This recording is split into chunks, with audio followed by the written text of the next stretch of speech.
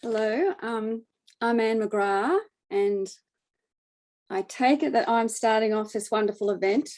I'd like to honour the Ngunnawal Ngambri people upon whose lands we work in Canberra and at the Australian National University. Their elders at the present time have made us welcome, and we greatly appreciate their very warm and generous support of our work.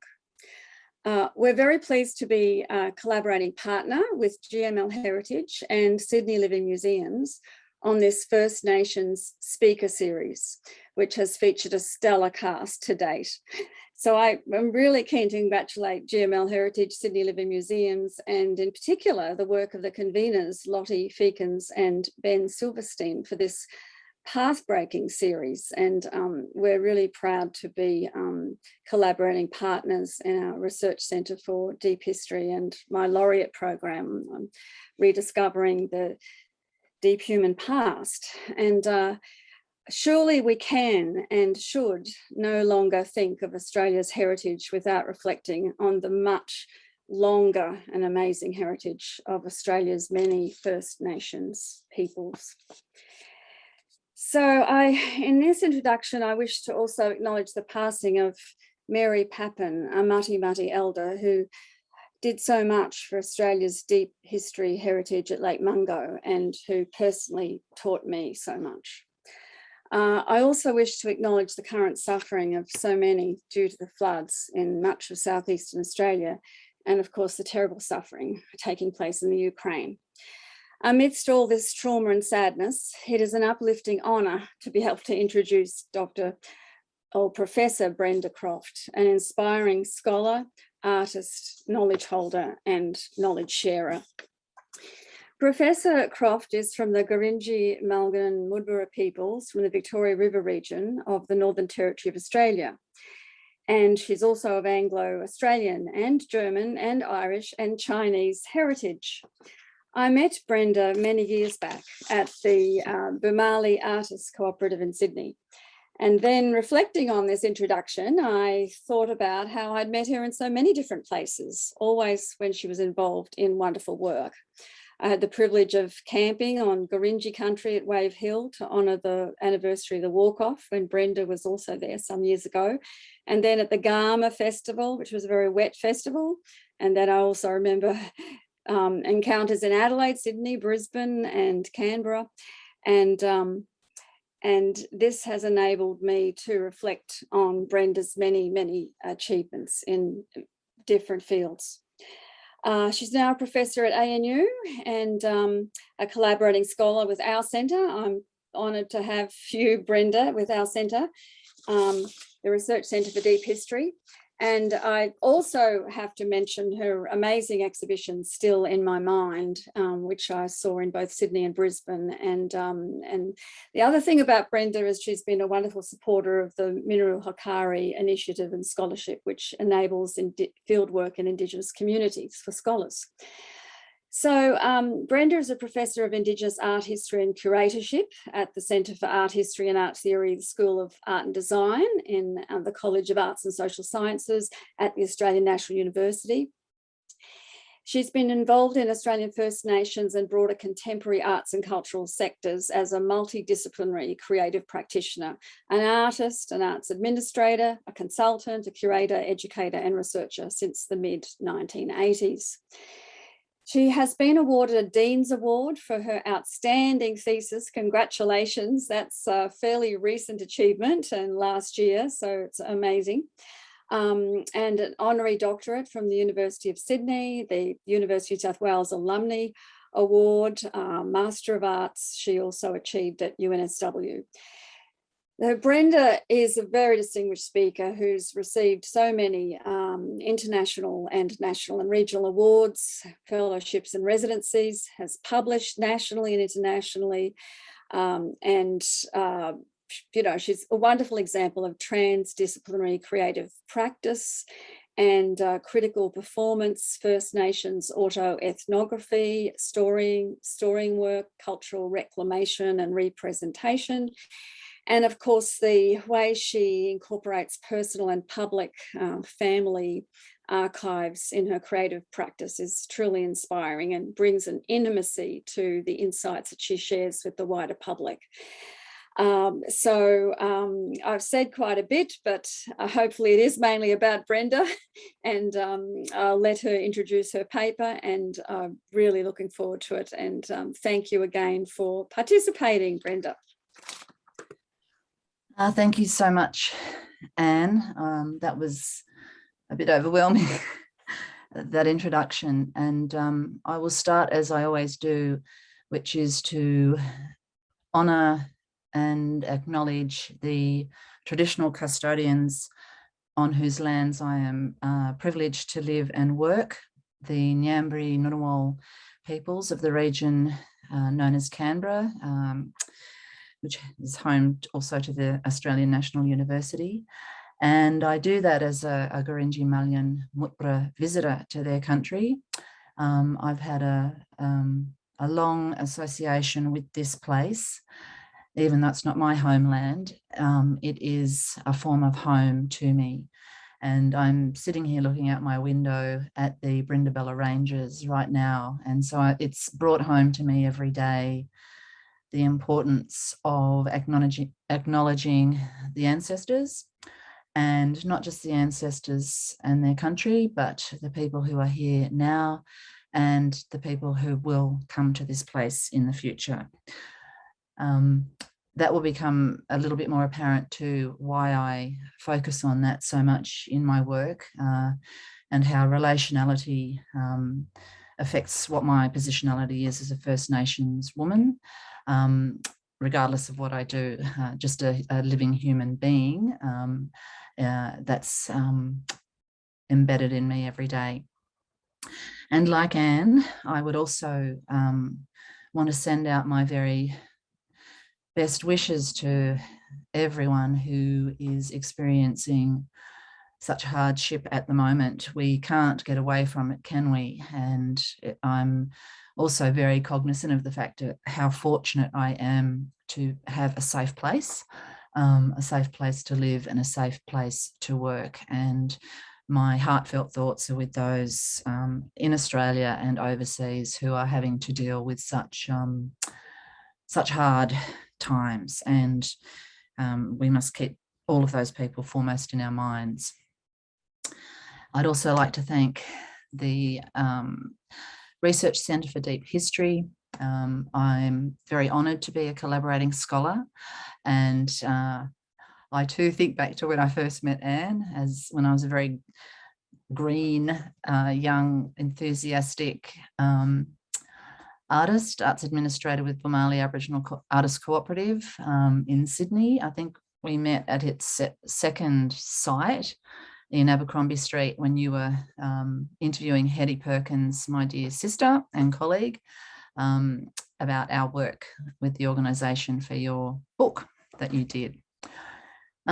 It's lovely how our paths continue to cross, and I guess that's one of the joys of getting older, is that you do come to people in different iterations, really, if you like. And Anne and I have had a chance to share quite a few experiences in my role as a Gurindji researcher. And it's 11 years ago now that you camped out on country up at Kalkaringi and Dagaragu, doing research for the project that you've been supporting, Minoru Hokari's film. I'll talk a little bit about that as I go, and what I'm going to do. And I also pay my respects, to all First Nations participants here today, from wherever you are listening in from, Sydney Living Museums, and whoever else has been involved in pulling this speaking series together, and to all participants, all people who have attended today. Thank you so much for your time. Now I'm going to share screen and start with my PowerPoint. I hope people can see this. Kurrwa to Kartak, handmade held ground. is the leading title of my thesis, associated with my PhD doctoral research project that I finally finished last year. Well, I can't say it's finished. It's something that's going to be ongoing for the rest of my life. And even though it felt like it went for a very long time in the formal sense, for nearly a decade, it's actually a lifelong project. And I build on the research, the creative practice, the lived experience of so many before me on both sides of my family, my patrilineal and matrilineal family members who make up who I am. And I embrace all of those complexities in my heritage, because that informs who I am. First and foremost, where I'm grounded, though, is as a Gurindji Malyan Mutbara woman, and we'll see why as we continue with this PowerPoint presentation. Kurrwa is a stone axe head, which found me. I don't say that I found it, it found me, and I've had the honour of being able to have caretakership, not custodianship, caretakership of it in my collaborative doctoral research exhibition. And Kartak is a pannikin, a tin cup that I found at the Jinparak Second Wave Hill Station rubbish dump on part of my field work and research, which is the two objects to me are kind of like bookends, if you like, and they are a good metaphor for how I see myself in the world as well. I'd like to cheekily start with this image, which is taken from a book by a dead white man from 1912, an Australian Natives standpoint, and I'd like to just flip it on its head. Australian Natives Association were people who were Australian born, and they considered themselves Australian natives. I tend to like to play around a little bit with phrasing such as that, and also the semantics of how we locate and place ourselves in the world. My thesis subtitle is kind of long-winded, a little bit like me perhaps, but I tried to encapsulate what I was wanting to do with my creative practice approach, creative research approach, and the kind of methodologies that I worked with. I didn't work alone. As a First Nations person, I don't see how you can work alone. I have to work, I'm driven to work in a collaborative capacity, and that was working closely with family and community members from up at Kalkaringi, Dargaragu, Yarralin, other displaced persons, Gurindji community who are based not just in Darwin, but all around the country. And I was also quite cognizant of not wanting to be seen as the Gurindji voice. I am one of many, and I am just adding to a tapestry or a complexity of voices and positionalities, and I'm really clear about saying that up front. The theme for this particular talk, how can notions of home, community and country be represented within histories of both endurance and dislocation, is something I live with every day. I consider myself a displaced Gurindji Malyan Mutbara person. I'm not part of a diaspora. I know where my people's traditional country is. I haven't got the capacity to be able to live on that country due to being the descendant of a member of the stolen generations, my father, Joe Croft. But I carry, as Alexis Wright has written, we carry internally, we have that a sense of an inward migration to retain our sovereignty as First Nations peoples. We carry that within us, displaced persons. We can't always be on our traditional homelands, but we carry that concept of country and home in us. And we have to, that's a survival mechanism to keep that centered within oneself. And the title of my collaborative exhibition that was part of my PhD, still in my mind, reflects on that. Relationality is everything. To me, as a First Nations researcher, First Nations person, First Nations human being, and it's relationality to all my family members. It's also relationality to my non-human kin, whether that be animals and birds and plants, geographical landscapes. The relationship and responsibility, the response you have to places, I think is something that resonates through every First Nations person that I know. You're constantly looking for an affirmation of your place in the world. And, you know, I return to where I was born. That's part of who I am. I was born in Perth to Dorothy Jean Croft, and my mother, and who was an Anglo-Australian woman, and my father, Joe Croft. And this was in the early part of the 1960s. My dad had been born on his country up at Victoria River Downs in mid-1920s, possibly 1925. And as a child was taken away with my grandmother, Bessie, up to Carlin Compound from Victoria River Downs via Timber Creek Police Station. The photos that I'm showing here, my dad also undertook family research in retracing his life journey. And the reason we came to Canberra in the first place in the 1970s was following his work at the newly established Department of Aboriginal Affairs. He was a cultural officer working there. And we came down from northern New South Wales, where we had been based at the time, a place called Woodburn, which is underwater at the moment. Our family had also lived at Kyogle and Ballina, Lismore, so my heart goes out to all the people up there right now. And in 1989, my father received a family research grant from the Australian Institute for Aboriginal and Torres Strait Islander Studies, IATSIS, which enabled him to go back out to Wave Hill. And the photographs, he did a series of interviews which are held in the collection of IATSIS, and I've been able to draw on those for some of my research, have them transcribed, and also ensure that wherever possible, I've been able to get copies of those interviews back to community and family members.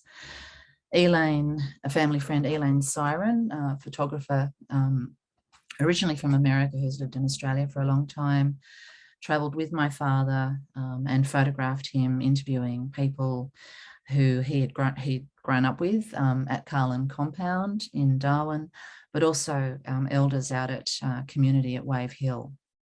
And this is what these two photos are from. And listening to the taped interviews, which are very rough and ready, they're on an old cassette tape. They're heartbreaking, because you can see how and you can hear how affected my father was, talking about where his mother might have come from and did people know of his mother. And he's being comforted here by Lizzie Yilawur, as an elder from the community, when he broke down. I went out for the first time to Kalkaringi and Dargaragu in 91, also with a small research grant from IATSIS, which was a truly illuminating experience for me. I was able to travel with Auntie Daisy Cusack, who had been at Carlin Compound. She's about 11 years older than my dad and had been at Carlin Compound had left Carlin Compound and was working as a nurse's aide when my father was a young child, but she remembered him from that time. So to travel out there with her, she had also been removed in the 1910s, so sometime a decade before my father. And another colleague who I'll call family, Sybil Fordham, was wonderful. And we spent time with key elders, knowledge holders, such as Uncle Hoppy Mick Rangiari, who was one of the key leaders in the walk-off from Wave Hill Station in 1966, who called my father brother and called me his niece. And the painting at the bottom is painted by Uncle Mick. My dad died in 1996, and my brother Tim and I travelled home with his ashes after his funeral service and cremation in Sydney to ensure that he was buried back on country, and were able to re-establish a lot of connections, reaffirm family connections with community members at Kurrwa and Dagaragu. And I don't ever call them key informants. These are my guides. These were the knowledge holders who taught me so much and continue to teach me so much. And I pay my eternal respects and thanks to them for being so generous in sharing so much information with me, especially those people who are no longer here. We managed to coincide. I think it was a coincidence. It wasn't planned, but my dad's funeral service was the day before the 30th anniversary of the Gurindji walk-off. And I realized, because my brother and I were dealing with our own grief, I just thought, why are there so many people in town? And looked around, and there was Gough Whitlam and Tom Uren and lots of other politicians, and lots of family members came down as well. And my dad's service was in the Little Baptist Church the day before. He was buried at Gurindji Cemetery, the second cemetery, and where his resting place is, in the background is the actual Wave Hill, the geographical site that the very first Wave Hill station was named after and built out on the Victoria River at a site called, and I'm going to pronounce it wrong, but Malyali Libanangu. And it was established there in 1883, around the time that the first pastoralists came through that country. And it was there until a huge flood, a monumental flood came through, because it's a massive floodplain, in 1924 and washed it away. And the second station from which the walk-off took place in 1966 is at a place called Jinparak, which is about 22 kilometres, between 12 and 22 kilometres away from the river. I love the photograph on the bottom right, Gurindji women, all family members, and Auntie Daisy is the matriarch in the front, along with my Auntie Nancy to her left, who was my dad's younger sister, Auntie Nancy Croft, or married name Gibbs, who was at Carlin Compound with him and then spent many years at a place called Channel Island Leprosarium. And Auntie Daisy's daughters and granddaughters, who are my cousins. Photographs of family members to show that no research is undertaken. Well, I don't know how other people work, but my research has always been about paying respect to the people who've contributed to what I've been doing, who've supported me, who've listened to me, who've taught me. This was one of the early meetings in 2011, before the 45th Gurindji Freedom Day festival that I caught up with Anne at, which I project managed back in 2011. And this was coincidentally on my birthday at Gurindji, and we had a big family meeting, so I could be properly introduced. I'd already met everybody, but to properly talk about what I hope to do with my research project, and to see if my ideas at that stage were okay. And it was just a really simple question. I'd really like to walk the Wave Hill walk-off track. I'd like to do it to honour the people who walked it. I want to get a sense of where it is, because it's we hear about the walk-off so much. People are so familiar with the image of Gough Whitlam pouring a handful of soil into Vincent Elder, Mullion Gurindji Elder Vincent Lingiari's upturned palm. But what does it mean? Where was that track? And I'd also like to walk it in honour of my dad and my brother, Lindsay, who passed away in '94, and for people who never made it back home, all the Stolen Generations mob, because so many Gurindji kids were taken from the earliest days in the Northern Territory from the 1910s onwards, under the ordinance of the time, removing the half-caste problem or mixed race problem up to homes in Darwin and then further afield in Pine Creek and Alice Springs, and then also taken down to Adelaide.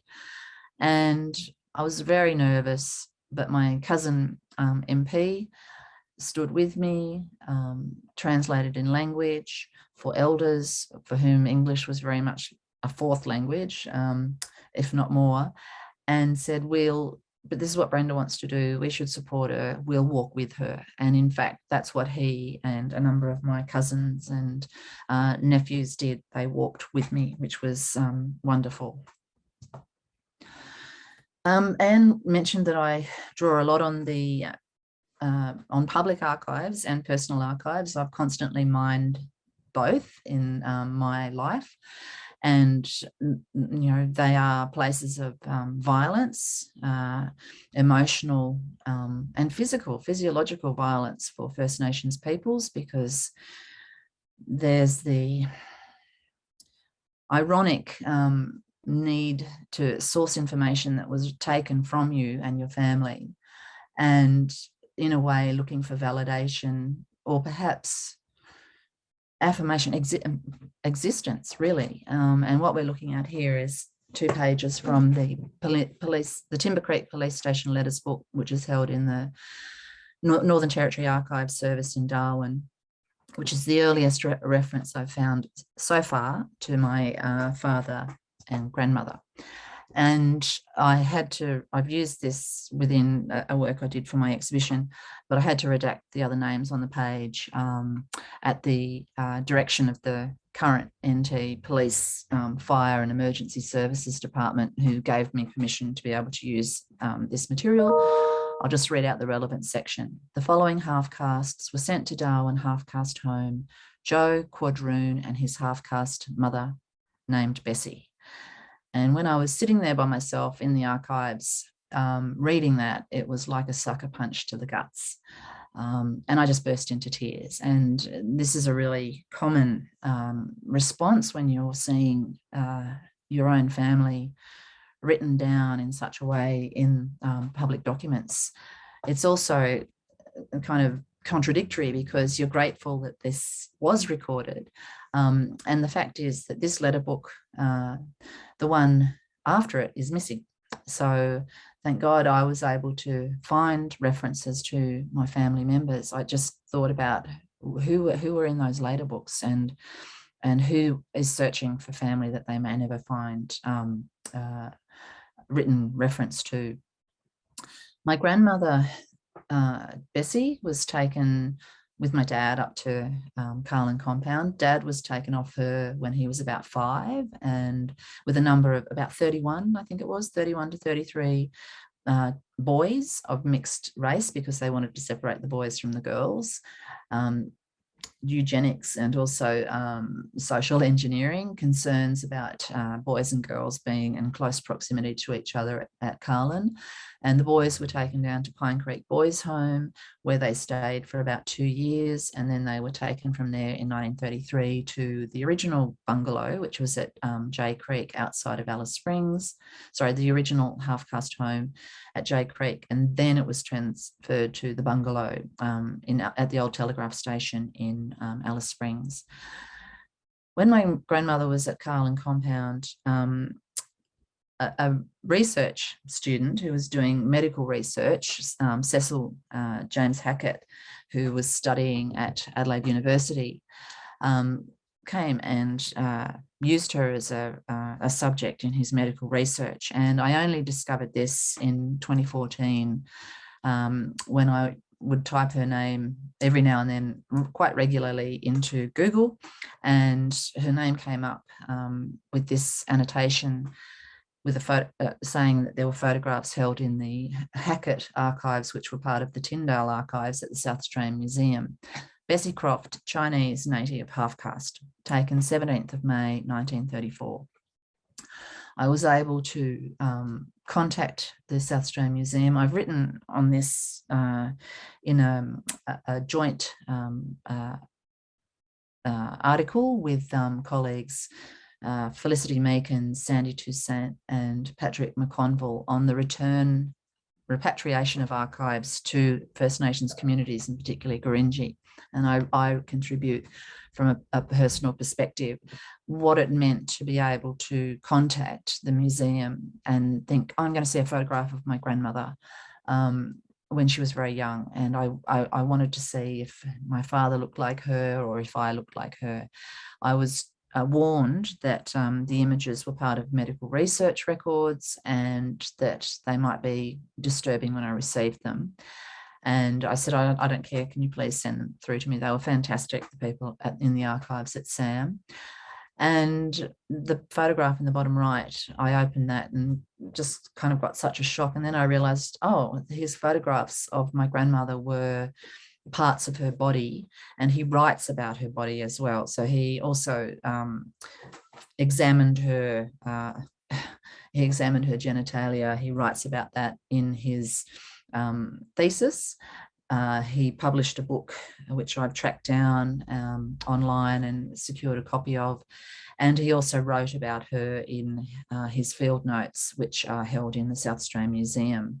So these are the two photographs that he took of my grandmother, and I still felt there was this kind of distance from her. I can't see her eyes. I can't. She's being photographed because she has a disease, which was really common for people in these homes because they had such poor nutrition, hygiene, conditions of hygiene were really bad. People were overcrowded. They certainly weren't cared for. My dad, when he was at the bungalow, he's the boy on the left, an altar boy on the left.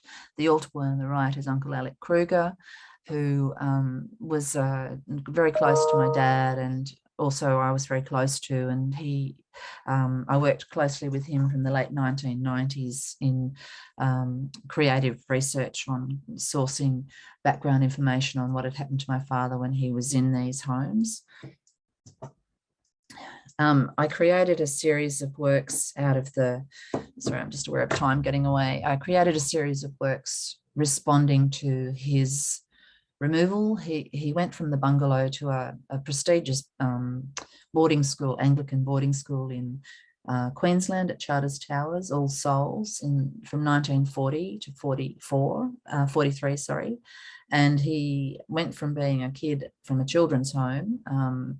He was supported by an Anglican minister, Father Percy Smith, who realised that it was absolutely essential that Aboriginal kids of mixed heritage received an education and weren't simply fodder for the stock industry, the pastoral industry or domestic servants, but they deserved to have an equal chance. And so he advocated for my father to sit for exams in the Northern Territory, which was highly unusual at the time. And Dad came second out of the exams, which were open to all kids.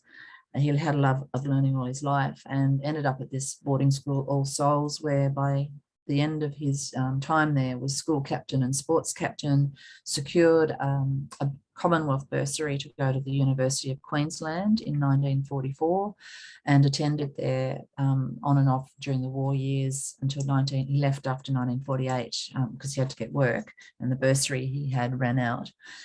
So I have used images of myself as a self-portrait, but also as a mirror to my dad, overlaid with phrasing taken from press clippings that related to national coverage of his going to winning the scholarship and also going to university, because arguably he was most likely first person to go, Aboriginal person, first First Nations person to go to university in Australia, it's a sort of strange kind of laying claim to those phrasings, the first of this or the first of that, but highly likely that he was. And this was 2 decades before people such as Margaret Valadian, Lloyd McDermott, Charles Perkins and others attained their degrees from university. So really unusual for the era. And so I created a series of images based on a technique that's a 19th century photographic technique, tin types, wet plate collodion processing, and overlaid them with phrases that came from press clippings discussing my dad's achievements. And he was called Abo, native, half-blood, half-caste, and he was also described as brilliant, clever, ward of the state and a scholar. So these kinds of contradictory descriptors, which have, I think, exemplify the kind of tensions that he lived, that were part of his lived experience and that resonate within me, this constant tension about how we are defined and categorized. Mixed blood, dark blood. I'll go a little bit faster now. We have a couple of images of my father with my grandmother, Bessie, when we were reunited with her in 1974 at Redda-Dixon, where we stayed in May of that year. She died in December, and the reason we were able to go up there was because she was very, very ill at the time. Weirdly, my parents had just sold their news agency just before the floods in 74, and we used the sale money to be able to travel up to Darwin to stay with my grandmother for 3 weeks at Redda-Dixon. And my parents returned in December for her funeral, which was about a week before Cyclone Tracy wiped Darwin off the map. The photograph on the bottom right includes a woman also nominated as my dad's mother, because there was always stories in our family that Granny Bessie was Dad's auntie, but blackfellow way, she was his mum as well. And so when Dad went back and did his research in 89, he was told that his mother was Mona Nune from Dargaragu, and that's the family who's claimed us from Kalkaringi and Dargaragu. So there were so many kids that were removed. My dad, he had other family, Auntie Flo Croft, who was a little bit older than him, and she went through Roper community and then was sent to Groote Eylandt, mission on Groote Eylandt. They didn't meet up until my grandmother's funeral. So these are the kinds of things that you have to cut your cultural, what I call cultural archaeology, what you have to wade through as a First Nations person when you're researching family history, which is all of these kinds of threads that threaten to fly away at any time, and you have the role with your work as a researcher to kind of weave them back together. I won't go into all of this. I can send the PowerPoint out later, but the phrase, reading through the way that the First Nations peoples that Hackett used as his case studies, the way he wrote about them, the way he wrote that the Aboriginal protector of the time, Dr. Cook, kindly made the inmates of the half-caste institution at Darwin at my disposal, like they were just objects to be bandied around and used as he wished. I used the image of my grandmother in a call and response image, a diptych, a shut-mouth scream. The photograph of her was taken on my birth date 30 years before I was born, exactly 3 decades before I was born, which seemed a kind of signpost to me. And my grandmother would have been around 30 when she was made to be photographed and prodded and poked and observed by Hackett. All I can do is howl through the centuries via visual imagery to her to show my anger. My father's resting place with Wave Hill in the background at the Gurindji Cemetery. Through my research work, I've been really fortunate to be able to work closely with colleagues such as Professor Felicity Meekins from the University of Queensland, wonderful linguist who's worked with Gurindji community and many other communities from the Victoria River region over decades, to produce a series of fantastic publications directed and driven and supported by Gurindji elders. And this was for a project that resulted in a book called Yidjani, True Stories from Gurindji Country. And I was able to come along on their site visits to massacre sites, to old Boer sites where people worked over the decades from very early days as part of that project, a history book, and document those travels. This is Malyali Libanango, the first Wave Hill station site, and you can see Wave Hill, the geographical kind of outcrop in the background after which the station was originally named. All that's left at this site, which is on the Victoria River, are these stockyard posts. Wonderful Mr. R. Wave Hill, who passed away the year before last, who was the key Gurindji knowledge holder. He was one of the major contributors to Yidjani and to the Gurindji to English dictionary and to lots of other publications that came out of that research project. And he's with young Karrwa, young girl children, at the old station site. Erica Chirola, another linguist who teaches at the school with Mr. Wave Hill. The next generation in the bottom right. The actual walk-off route is only about 22 k's long, but I love the phrase that, you know, they walked off the station and into the history books, and it was a monumental act of sovereignty. And it was a terrifying thing for the community to undertake because they didn't know if they were going to be shot. They knew that they weren't going to put up with the inhumane conditions that had been forced on them for decades, living and working on their own country. The pastoral industry was built on First Nations labour, and people were paid in rations with food you wouldn't give to animals, living in tin humpies, living in stone constructions, having to deal with, you know, drunk non-Aboriginal stockmen chasing the women. You know, my father's father was a white man called Joe Croft Senior, who wrote to newspapers. He was based in Darwin, and he was the only white father apparently who visited his children at Carlin Compound and was known for writing to the newspapers and challenging the conditions that First Nations mixed race people were forced to live under. But there weren't many like him. So this is the site of the walk-off track, which is about 22 k's long. And I walked this over a number of years, different seasons, not all at once. It was a matter of going back over ground and sometimes walking by myself once I was familiar with where the track went. But my favourite time was walking with people such as my cousin MP, Michael Paddy. And he had been a young baby when his family walked off Jinparak, and he had to be carried as a baby. And so retracing that with him was a really moving experience for me.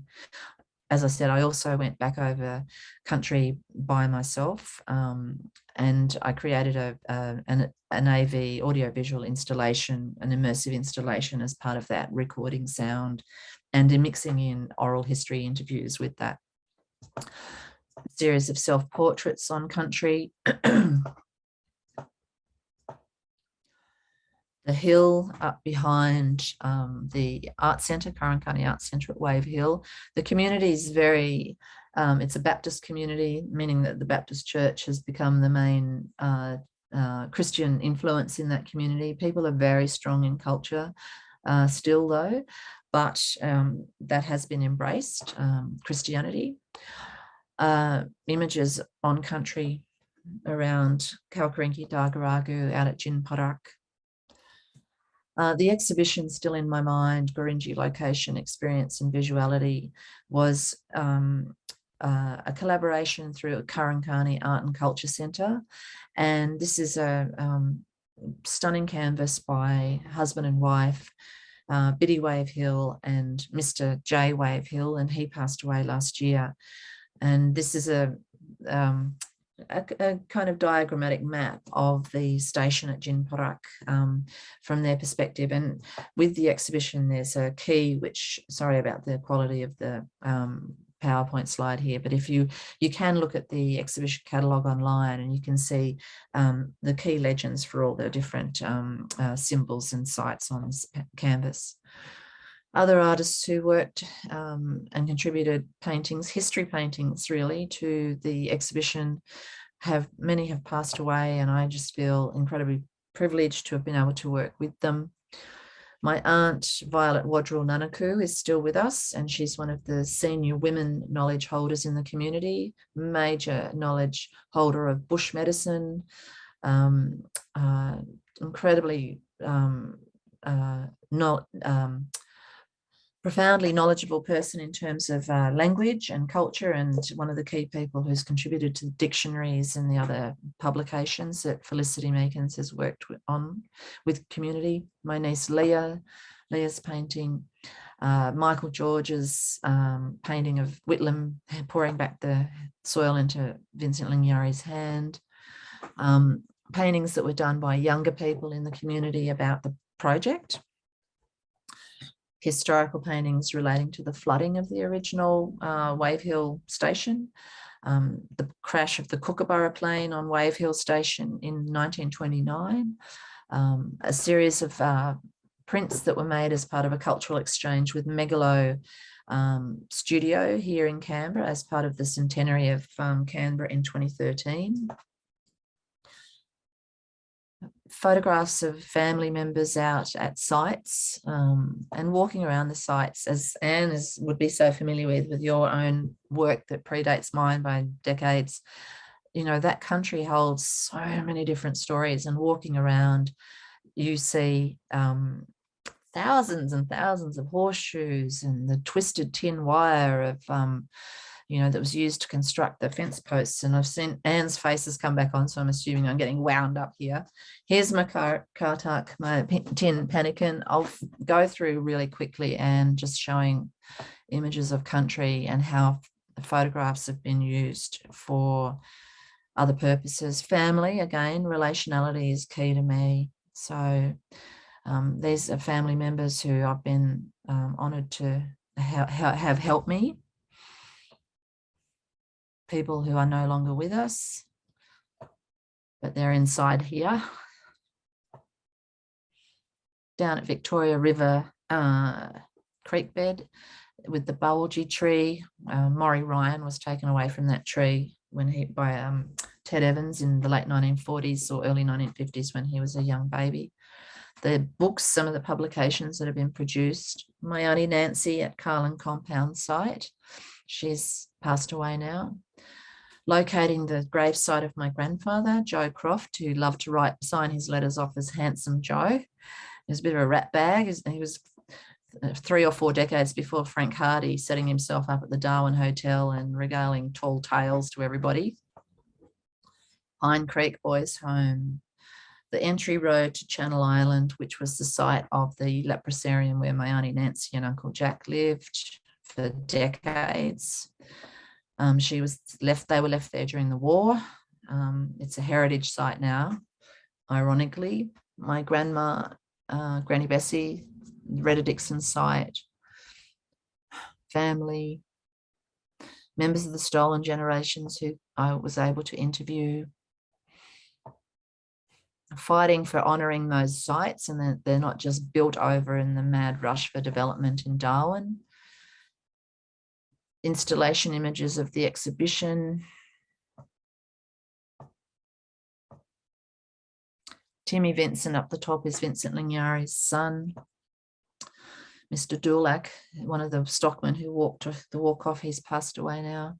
People such as Hannah Middleton, Penny Smith, Felicity Meekins, being in the exhibition. Merv Bishop, you would have seen just there with his photograph of Gough and Vincent.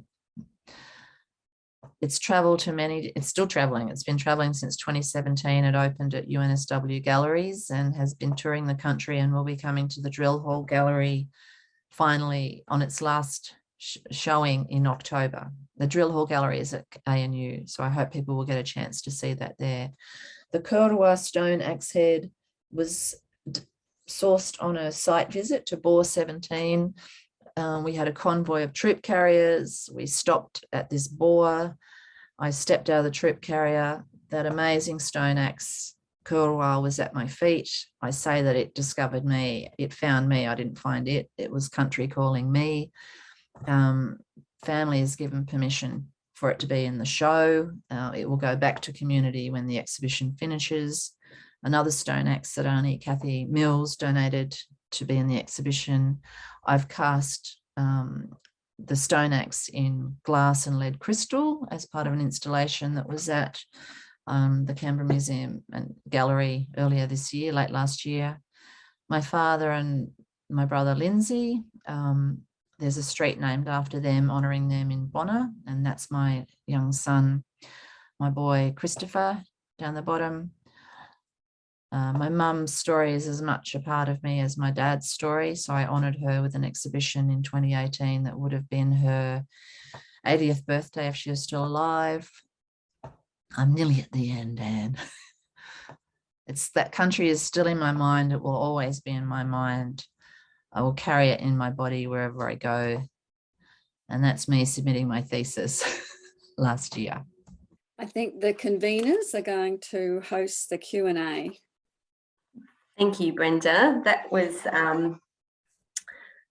profound. I thoroughly enjoyed the presentation, the story, your journey.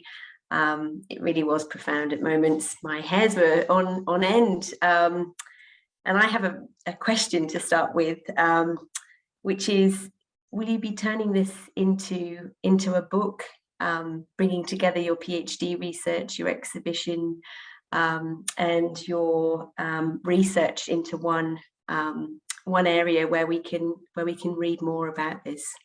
I'd love to, but I'm just trying to work out how to upload it to the UNSW site at the moment. So once I've worked out how to do that, yeah, I'd love to. I would love to bring all of that together. It'd be a bloody doorstop though, sorry. The thesis is 100,000 words.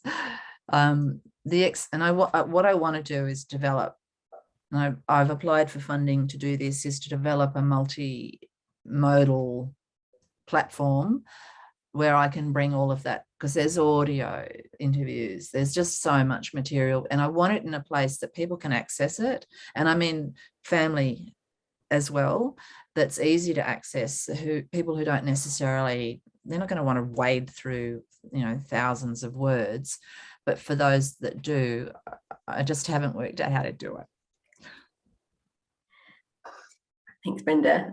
Well, I think yeah, there's so much potential there. But whatever happens next, everyone here today, I'm sure, will be waiting and be very interested to see what you produce. So I've got a question. I need to find a publisher. So I've got some questions here in the chat, quite a lot of questions actually. So let's start with Sammy. So how would you suggest to become more connected to your country when you have no more family living on their traditional country? Oh no, I do. There's lots of family out there. So I just haven't been able to get back since 2016. I was out there for the 50th anniversary of the walk-off. Were you there, Anne? I think you were there. Yeah. And I tried to get back twice last year, but COVID put a kibosh on that. There are projects, because Felicity's been continuing to work with research projects and has been very generous in inviting me to come as a photographer, and I'm I've leapt at that chance, but COVID just stopped that in its tracks last year. I'm going to be doing an OSP, outside study program, in the second half of this year in Darwin. I'll be based at, fingers crossed, Nauru, the North Australian Research Unit at Charles Darwin University. And that, I hope, will enable me to get back out on country, because I want to do a major walking project. My plan is to do a major walking project every year. And what I would like to do is walk from VRD, Victoria River Downs, and work with community there. I want to do the walk from VRD to Timber Creek Police Station, which is now a museum, and then to Darwin. So to retrace the steps my dad and grandma took.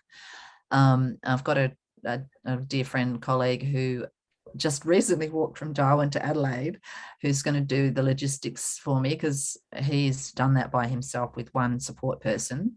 So he's going to help me pull together that.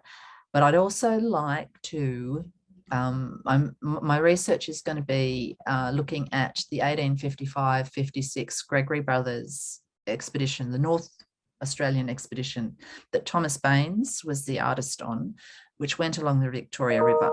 And I would like, I'm hoping to work with community and family members who, because we're all Victoria River people. I mean, that's what my niece Leah said to me, because when I was saying, you know, am I claiming family that's not mine to claim? And she said, Auntie, you're our family. We're all Victoria River people. Your dad was from here. Your dad's buried here. Your nanas were from here. And I'd love to see about how to retrace the Victoria River expedition and see how country has changed since those non-Indigenous representation, because he was an amazing artist, representations of country, and looking at it from environmental, but also creative practice and First Nations perspectives, art perspectives, people who are living on that country. So that's one. And that being up in Darwin later in the year is, I can't wait, because it'll mean and I talk to people out at Kalkaringi and Dagaragu all the time. So we've been in touch with, because people have had COVID out there, and concerns, of course, because of remote communities being really vulnerable, and just checking in with family. I mean, the joy of Messenger. I don't do Facebook or social media, but I keep in touch with people just to make sure they're okay. And we've got lots of family up in Darwin. I mean, that's another home to me. It's just, where are all those concepts of home and country? And I might also just state with that, living in Canberra, I'm working on a project closely with traditional custodians from here. And if you don't work local, you can be as national and global as you like, but if you're not working locally with people, then I think that's something that needs to kind of, that would be something I would have to really address. That's a particular, coming at it from a critical Indigenous studies perspective. You've got to look at what's local first, because otherwise I am just participating in the displacement of people's whose country I'm living on. Sorry, that was a bit of a segue in, but yeah, we've got family out there. So it's not that people don't live on country, they do. Thanks, Brenda. Ben, did you want to ask a question? Yeah, thanks so much, Brenda. We're running a little over time, but hopefully we'll have time for one or two more questions. There's a few in the chat, and I just wanted to read one out, a question from Sharon Veal, who writes that self-portraits are a very powerful form of artistic self-expression. And I wonder if you might speak a little more about your use of self-portrait on country.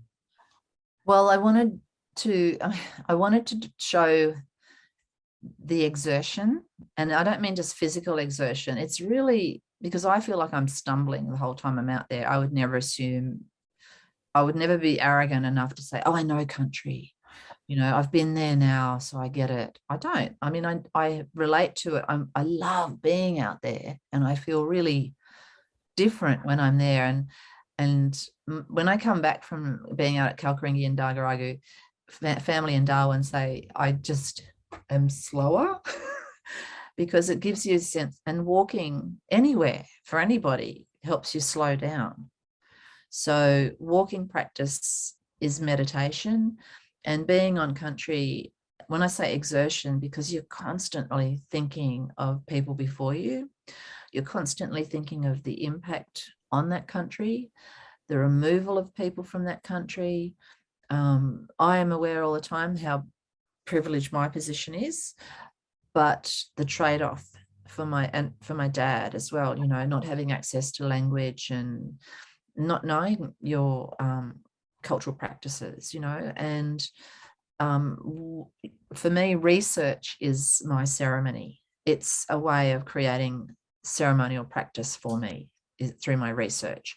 And that's paraphrasing something that another First Nations researcher, Sean Wilson, stated: research is ceremony. Slightly differently, I've kind of extrapolated on from that, but it's my ceremonial practice because I can't go back in time. I have to deal with what I've got at hand, and I've got to do it in a way that's ethical and appropriate, and that respects the people who've been so generous in sharing knowledge with me. So Portraits on Country, they're about, and the one with my eyes closed, it's in my mind, you know, and that's paraphrasing Vincent Lingiari. That country, I still got it on my mind. That's all I've got to say, he said in English. That's all the words I've got to say. I still got it on my mind. And so I just took that in to think how you carry it in your mind. And country is in your body. So, and you feel sad when you're away from country. So, and they're not meant to be glamorous, you know, they're not about, here's a self-portrait, a selfie of me with filters. It's just, this is hard. It's hard because, you know, you're challenging yourself as well. Thanks, Brenda. We might have one more question just from the chat as well that I think speaks to some of the themes that you were just addressing there. It's a question from Al Patterson. He says it's a wonderfully rich presentation and wonders whether you have any thoughts on heritage, given the listing of certain places like the walk-off route, and what difference that makes locally, and can it be easily walked? It can now. I mean, I feel sort of glad it wasn't, because they have signposts. I think they've got signposts there. They received the Karankaani Art and Culture Centre got a grant to put up interpretive signposts, and people can walk it. I liked it when it was a little bit rough and ready when I went with my cousins, and there was bits where you had to sort of follow donkey tracks and stuff. And going with Mr. Dulac, who's no longer with us, on the last part of the back road to Dargaragu, which was the old highway to Halls Creek, you know, and having those stories told you as you walked along, and there's cars that people used to live in. There's just like car bodies. This is where, you know, family lived. That was Hummel's car. This was so-and-so's car. And I'm glad people can walk it, because I think it's really important and community's really happy for people to come up there and walk it. And I'm working on a project with community from down here that is looking at a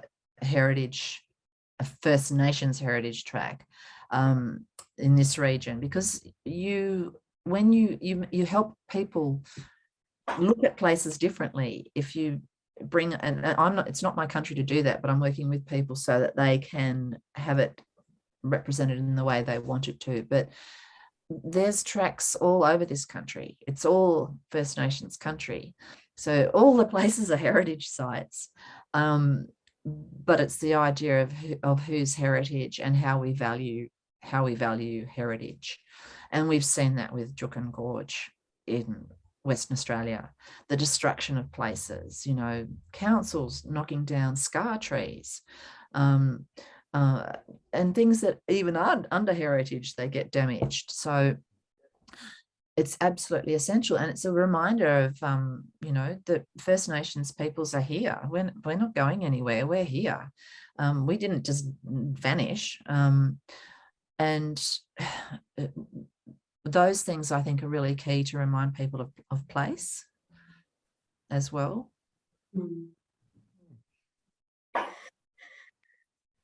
Thank you, Thank Brenda. you. Thanks so much. I think there are further questions, but I think we don't want to take up more of your time. I So don't mind, as long as I can see there's a few there.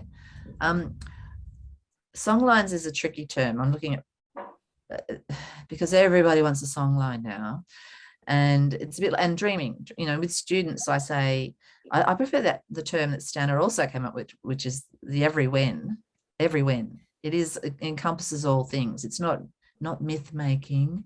It's deeply, profoundly interconnected. It's past, present, and future all at once. It's time shifting, and it's being aware of the past is present within you, and it continues into the future. And so everything you do has an impact on what comes ahead of you. It's not some marketable thing that's like a backdrop. If I see one more politician in front of a First Nations painting, I just want to vomit. You know, it's not interior design, it's not decoration, it's everything that's around you. It's like how you look at and I certainly don't have the language to be able to articulate it, but I can, you know, when you hear people talking about country, we've lost so many incredible knowledge holders in the last year alone. My dad worked really closely with Gurindji, and I've been in close contact with his family up at Ramingining because they worked very closely in the early 80s. And so I scanned all of the old photographs that my dad had of his time with Gurindji and mob from Ramingining. And I was able to get them all up there, including some hilarious footage from the midday show with Ray Martin from 1983. And family was able to go into the art centre. And this is what's important about archives. You know, you don't keep them for yourself, you get them back out to other people. And you know, I've had the art centre coordinator, who's a lovely woman, who's actually from Canberra, has been letting me know when people have come in to look at the photos, and, you know, and all of those things, getting them out of archives back to community is just as key. And we're just scratching the surface with what's there in terms of our heritage. You know, we see it being discussed all the time with the National Archives or National Film and Sound Archives or IATSIS. If you can't get access to them, they're just dead. They're dead in vaults. I have one more question then, perhaps, Ben. And this is perhaps, Sharon touched on this earlier too. And I think it's, you know, have you found your art practice helpful or healing in dealing with harrowing and heavy information from the archives? Oh yeah, if I didn't have it, I'd go crazy. And I deal with constant. I think every First Nations person I know has their DNA is warped by trauma. I realised, you know, I've lost family members young. My brother died. He was not even 27, and my father's sorrow with being taken away from family and community, and he was the least bitter person you could ever meet. You know, he just had not, he loved everybody regardless of who they were, but his sorrow when he talked about not growing up with his family, and we have to address that, and this isn't just something that I've dealt with that, let's move on.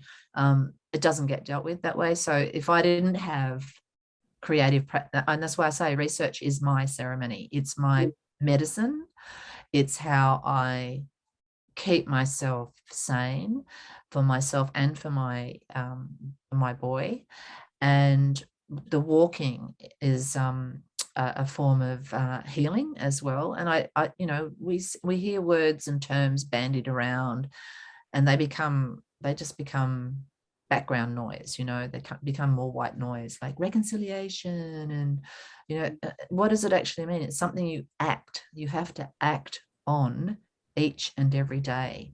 And so I say that with students when we do the acknowledgement of country. It's not just, oh, I've just got to get that out of the way before I can start something else. It's, why do you say it? Do you say it because it's an affirmation of acknowledging where you are and who's country and the people that you're engaging with. And I love to hear the names for places as they should be being said, being uttered, not just being on the page. So if I didn't have this, I would go crazy. And I know how lucky I am to have this as a means to articulate. And I'm full of anger as well. But I work that out through making work and writing about things. Thanks, Brenda.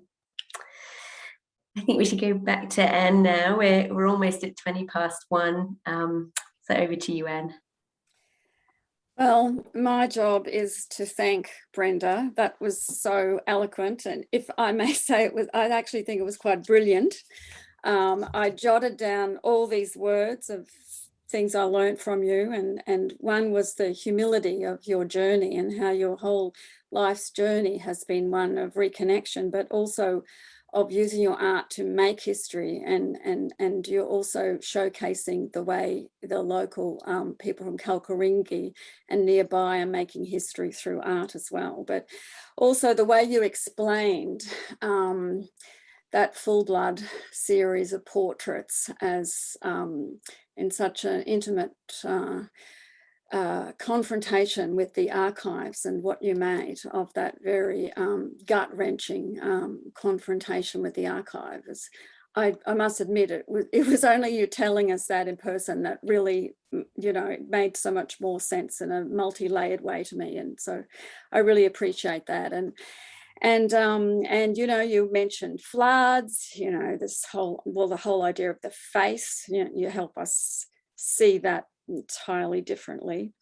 Walking, the whole idea of being, in my mind, the closed eyes, you gave us a sense of the visceral connection with country that you can sometimes only get from closing one's eyes, and yet your whole visual practice is about opening eyes and looking, and I could sort of just sit here and think of the many ways you've inspired me with your strength and the sense of transgenerational strength and inheritance of knowledge and sharing, and the sort of raw emotion, heartbreaking elements of that. But I mean, the thing which perhaps you underplayed was how much you give back to your community, and I think they really deeply appreciate that as well. And I know you're going to try and say no,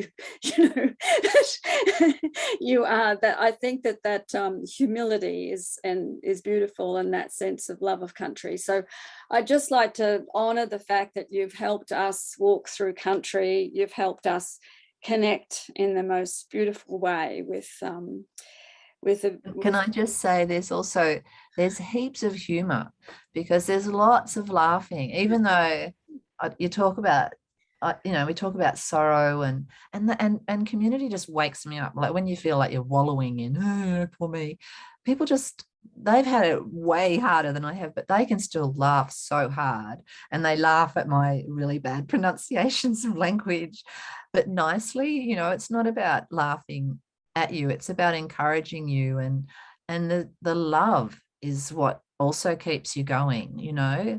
And me, sometimes you want things explained too much, and my aunt summed it all up when I asked her once about what was the walk off, what was it like. She went, it was really hard.